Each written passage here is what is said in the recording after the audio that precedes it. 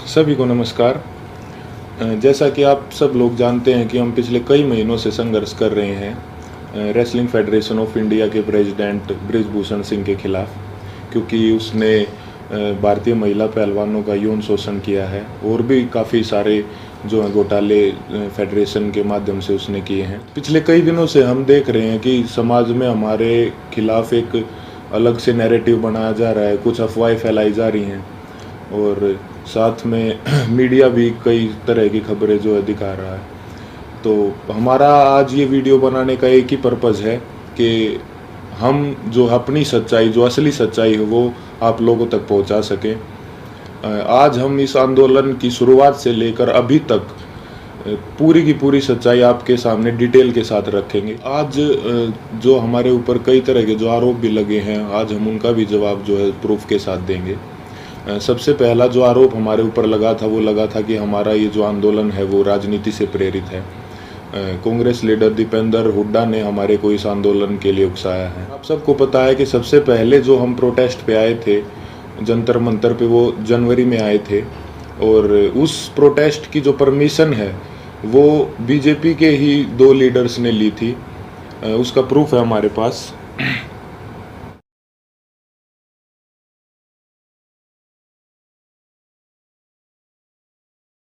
Protest की जो permission जो जंतर मंतर थाने से ली गई थी वो बीजेपी लीडर तीर्थ राणा और बीजेपी लीडर बबीता फोगाट ने जो वो परमिशन ली थी, जिसका प्रूफ भी अभी हमने आपको दिखाया।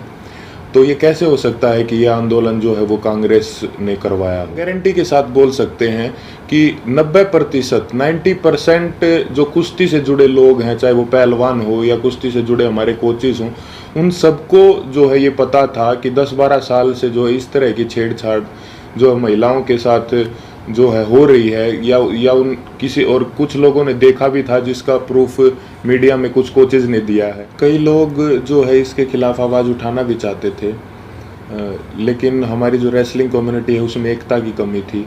अगर किसी ने जो सिंगल अगर ये आवाज़ उठाने का फैसला भी किया तो वो बात जो है रेसलिंग जो है फेडरेशन के प्रेसिडेंट तक पहुंच जाती थी और उस आदमी के कैरियर में दिक्कत आना स्टार्ट हो जाती थी। लगातार और बार बार हमने सभी को बताया है कि जो हमारी लड़ाई वो सरकार के खिलाफ नहीं है, हमारी लड़ाई जो है रेसलिंग फेडरेशन के प्रेसिडेंट के खिलाफ है, क्योंकि जो भी शोषण उसने किया है, जो भी रेसलिंग के लिए गलत किया है, वो उसने फेडरेशन के पद पर बने रहते हुए किया है।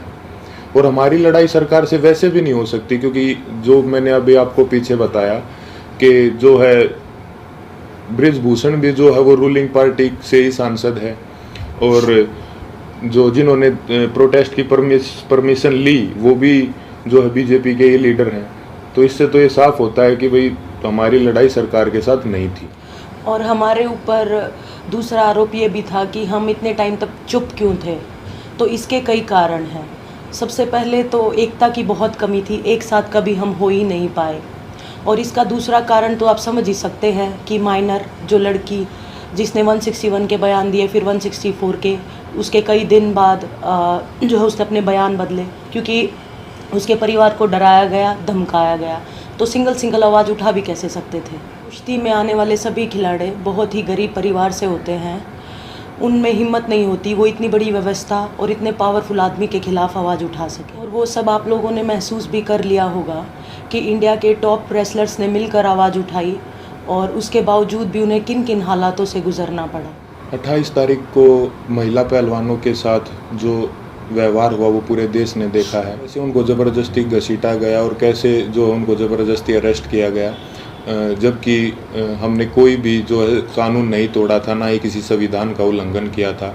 फिर भी हमारे ऊपर जो है इतना ज़ोर ज़बरदस्ती का और इतना बर्बर व्यवहार जो है किया गया पुलिस प्रशासन द्वारा। हम आप सबको ये क्लियर कर देना चाहते हैं कि जो 28 मई की जो महिला सम्मान महापंचायत की जो कॉल थी वो हमने नहीं दी थी, वो हमारे खाप चौधरियों ने दी थी महम में पंचायत के बाद। हमारे को तो कुछ समय के बाद जो है इस फैसले के कुछ समय बाद हमारे को ये पता चला कि 28 तारीख को जो है नए संसद भवन का उद्घाटन भी है। फिर भी जो है हमने हमारे बड़े बुजुर्गों के आदेश का जो है पालन किया, जिसके परिणाम स्वरूप जो है हमारे को इस तरीके से बर्बरतापूर्वक घसीटा गया रोड पे, और जो है हमारे को प्रोटेस्ट साइट से भी जो है ज़बरदस्ती हटा दिया गया। 28 तारीख को जो घटना हमारे साथ हुई उसने हमें अंदर से तोड़ दिया था। हमने देश के लिए इतने पदक जीते, देश का इतना मान सम्मान बढ़ाया, फिर भी हमारे मान सम्मान को जो है वो सड़कों पर रोन दिया गया। उस घटना के बाद हम जो है इतने आहत हो गए थे, इतने परेशान हो गए थे कि वो बात हम वर्ड्स में भी नहीं बता सकते। हमें कुछ समझ नहीं आ रहा था कि हमारे साथ ये क्यों हुआ। उसके बाद हम सब ने अपने सारे मेडल्स गंगा जी में विसर्जित करने का फैसला लिया, क्योंकि हमें वो अपने सारे मेडल्स बेईमानी नज़र आ रहे थे। लेकिन फिर हरिद्वार में भी हम सब इस तंत्र की साजिश का शिकार हो गए। जैसे ही हम हरिद्वार में अपने मेडल बहाने पहुँचे तो तंत्र से जुड़ा एक आदमी बजरंग का हाथ पकड़ के साइड में ले गया और उससे पता नहीं कितने नेताओं की बात करवाई कि आप रुको, आपके बारे में मीटिंग चल रही है और आपको न्याय भी मिल जाएगा, आप बस 7 बजे तक रुको। और कैसे भी करके जो है 7 बजे तक बजरंग को जो है रोक के रखा, और एग्जैक्ट 7 बजे तंत्र से जुड़े और भी इसी तंत्र से जुड़े लोग पता नहीं कितनी संख्या में वहाँ पर पहुँच जाते हैं। और वहाँ पे जो है व्यवस्था इस तरह की बन जाती है कि अगर उसके बाद हम मेडल बांधने जाते तो वहाँ पे हिंसा भी हो जाती। तो वहाँ भी हमने फिर समझदारी जो है दिखाई और जो है रुकने का निर्णय लिया कि अभी हम रुक जाते हैं। और एक और बात क्लियर कर दे कि वो मेडल हमने सिर्फ अपने कोचेज़ को और अपने माँ बाप को वापस दिए थे। वहाँ पे क्या चल रहा था ये हमारे को कुछ समझ में ही नहीं आ रहा था। हम उस मानसिक स्थिति में थे ही नहीं कि हम वहाँ पे किसी साजिश को या वहाँ पे क्या चल रहा है इस चीज़ को समझ पाते। हम बहुत ही एक तनाव में और एक बहुत दुखी मन के साथ अपने जीवन की पूरी कष्ट कमाई को वहाँ लेके गए थे। लेकिन वहाँ पे क्या हुआ उसको, क्योंकि हम जो है आंदोलनकारी नहीं है ना, हमें एक्सपीरियंस है, हमने जो है पूरी ज़िंदगी कुश्ती करी है ना, सोशल लाइफ भी नहीं जिए, तो कई बार इस तरह के जो माहौल क्रिएट होते हैं वो नहीं समझ में आते। साथ में हम अपनी ज़िंदगी की पूरी कमाई वहाँ पे लेके गए हुए थे। इस घटना के बाद हमारी मानसिक स्थिति ऐसी हो गई थी कि हमें कुछ भी समझ नहीं आ रहा था कि कौन हमारे साथ है, कौन जो हमारे खिलाफ है, कौन इस तंत्र का हिस्सा है। हम दिमाग के रूप से बिल्कुल जो है ब्लैंक आउट हो गए थे। और फिर उसके बाद कई लोग हमारे को मिलते रहे, कुछ समझाते रहे, हमारे को कुछ समझ नहीं आ रहा था कि किस पे विश्वास करें और किस पे ना करें। इसी बीच ये समझाया गया हमको कि होम मिनिस्टर सर से आपको मिलना चाहिए, क्योंकि जो है सारे समाधान वहीं से निकलेंगे। हम वहाँ पे सिर्फ अपनी बात रखने के लिए गए थे। और अब ये भी सुनने में आ रहा है कि कई खापे जो हैं वो हमसे नाराज़ हैं। मैं सबसे हाथ जोड़ के यही विनती करना चाहूँगा कि आप प्लीज़ अफवाहों पे ध्यान मत दो। अगर अनजाने में हमसे कोई गलती भी हुई हो तो हमें माफ़ करो। इतने दिन लगातार संघर्ष करने के बाद, इतने लोगों से मिलने के बाद हमने क्या महसूस किया है, क्या सीखा है, ये तो अभी हम आपको वर्ड्स में नहीं बता सकते। लेकिन हमने कई ऐसे इंसान भी देखे हैं हमारे साथ, और कई ऐसे संगठन देखे हैं जो निस्वार्थ भाव से जिन्होंने हमारा समर्थन किया है। हम उनका दिल से धन्यवाद करना चाहेंगे। संयुक्त किसान मोर्चा ने जो है पूरे जी जान से धरातल पे भी जो है हमारा जो समर्थन किया है। भाई चंद्रशेखर रावण का भी मैं दिल से धन्यवाद करना चाहूँगा, क्योंकि ये तंत्र जात पात में हमको बांटना चाहता था, लेकिन उस भाई ने हमारी दिल से सपोर्ट की है। तो चंद्रशेखर भाई का भी दिल से धन्यवाद। सत्यपाल मलिक जी का भी मैं धन्यवाद करना चाहूँगा कि उन्होंने हमारे को प्रेरित किया कि कैसे बेबाकी से अपनी बात जो है रखी जाती है। साथ ही सभी महिला संगठनों का भी मैं जो है दिल से धन्यवाद करना चाहूँगा कि उन्होंने जितनी ताकत उनमें थी हमारा सपोर्ट किया है। साथ ही छात्रों का भी, हर एक उस इंसान का जो निस्वार्थ भाव से हमारे पास हमारे समर्थन के लिए आए हैं, उनका हम दिल से धन्यवाद करना चाहेंगे।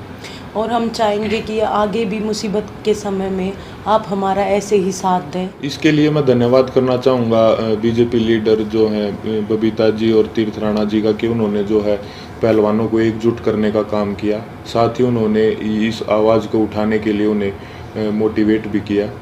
उसके बाद इन्होंने ही सरकार के साथ जो है मीडिएटर बन के जो पहलवानों को एक कमेटी का नाम दे के जो है आश्वासन दिलवाया सरकार से, यही उसके बीच में जो है मीडिएटर थे।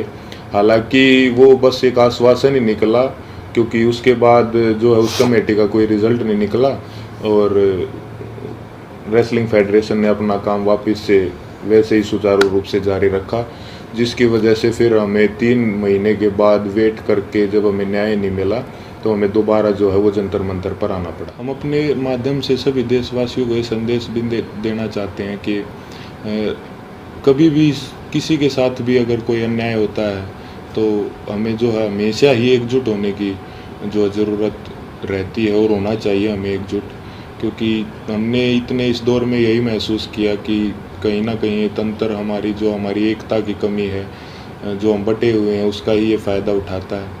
किसी के साथ भी अन्याय हो तो आप प्लीज़ एक साथ आइए। अन्याय के खिलाफ निस्वार्थ और सच्चे मन से अगर हम कभी भी एकजुट होकर अन्याय के खिलाफ आवाज़ उठाते हैं तो आत्मा को बहुत संतुष्टि मिलती है। धन्यवाद।